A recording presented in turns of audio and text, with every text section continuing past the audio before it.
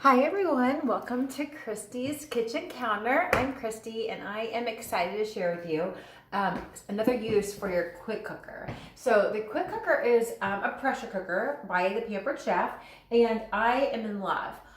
Before I had this pressure cooker, I've never owned a pressure cooker before, and I thought, why do I need one? I've got these amazing rock crocks and fabulous cookware, and I still do love those pieces, but there is just something about the quick cooker that nothing else can compare to. So let me just talk a little bit about pressure cooking. First of all, it is a fast way to cook. So you're really retaining a lot of your nutrients in your food. It gets things done very, very quickly from frozen or fresh.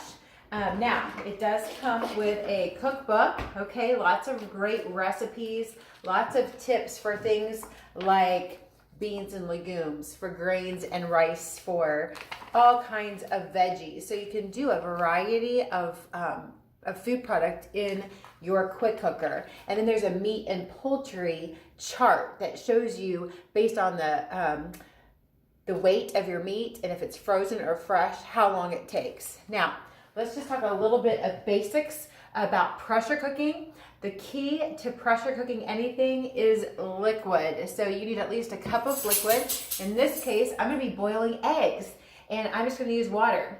A lot of times when I do meats, I'll use anything from a broth or a salsa or a pasta marinara sauce. So really the possibilities are pretty endless. But let's talk boiled eggs.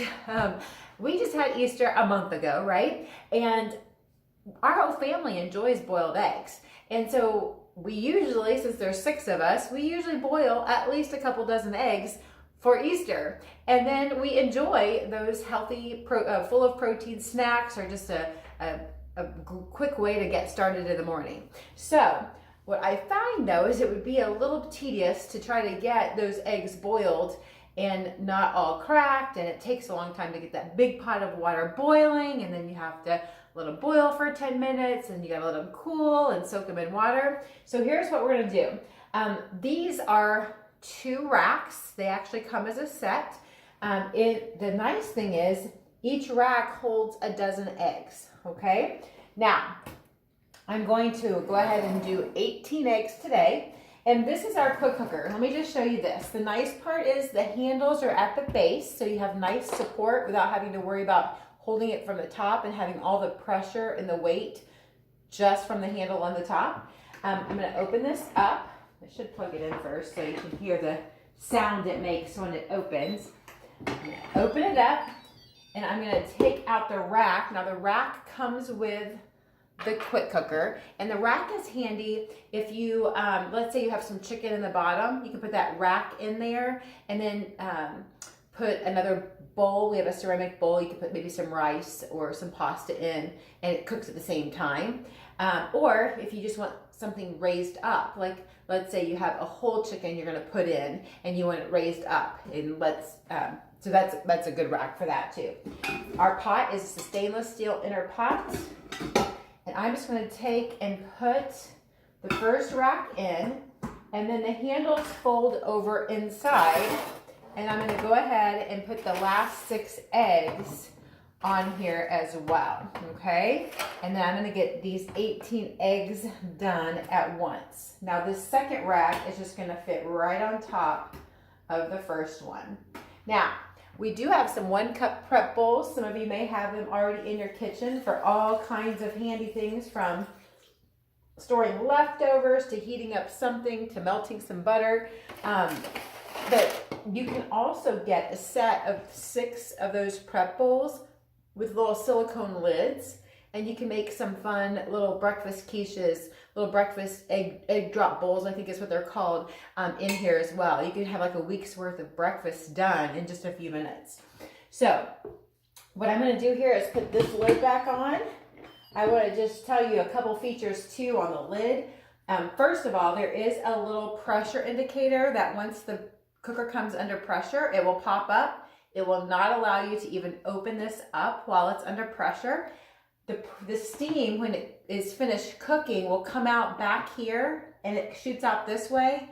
And look at this. This is the button I press to release the steam. So there's a good couple of inches between where I press and where that hot steam is actually coming out. And that is very, very different from many other pressure cookers on the market. So that's kind of another safety feature. The other thing I should mention too is the ledge around the edge here is wider than most on the market. So it's really, really easy to clean up after you're done cooking. Now, you want to make sure that the button for the steam release is flush. You want to make sure that the little icon is pointing the same direction.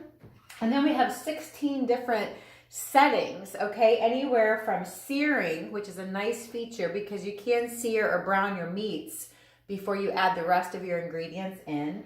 We have steaming, we have slow cooker setting, we have chicken and beef and fish, we have beans, we have white rice and brown rice, we have a proofing setting, which is great for those that like to bake, especially baking breads.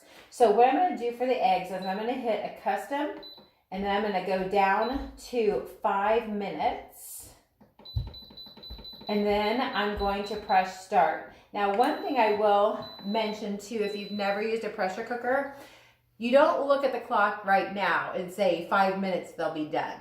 It does take some time for this pressure cooker to build the pressure. So once the pressure is built up, the little pressure indicator will rise up, letting you know that it's under pressure.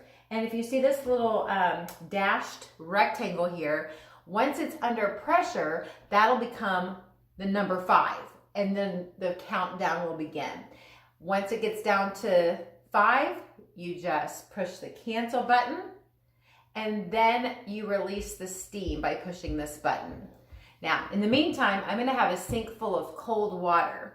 So when my eggs are done, I will just be able to take those racks out, and I will be using my microwave grips, which are fantastic ways just to reach in and get those little wires out. And I'll take the eggs and put them out in that cold water. Let them have a cold water bath for about 5 minutes, and they will peel so easy, one-handed, okay? Bye for now. I'll check back in and let you know the final results.